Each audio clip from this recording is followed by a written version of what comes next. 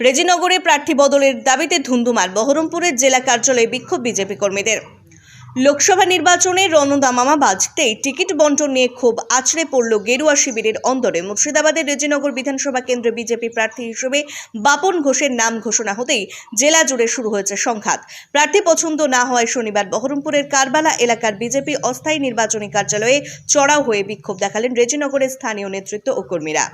বিক্ষোভকারী কর্মীদের অভিযোগের তীর সরাসরি বিজেপির জেলা সভাপতি মলয় মহাজনের দিকে। তাদের দাবি, বাপন ঘোষকে দলের কোনো কর্মসূচিতে আগে কখনো দেখা যায়নি, অথচ অজ্ঞাত কারণে এবং অর্থের বিনিময়ে তাকে প্রার্থী করা হয়েছে। এদিন কারবালা এলাকার ওই বেসরকারি অনুষ্ঠান বাড়িতে তৈরি হওয়া নির্বাচনী কার্যালয়ের সামনে দাঁড়িয়ে স্লোগান দিতে থাকেন কর্মীরা। তাদের সাফ কথা, যিনি দলের লড়াই আন্দোলনে থাকেন না তাকে আমরা মেনে নেব না। বিক্ষোভকারীদের স্পষ্ট হুঁশিয়ারি, অবিলম্বে রেজিনগরে প্রার্থী বাতিল করতে হবে। দাবি পূরণ না হলে আগামী দিনে আরও বড় আন্দোলনের পথে নামার হুমকি দিয়েছেন তারা।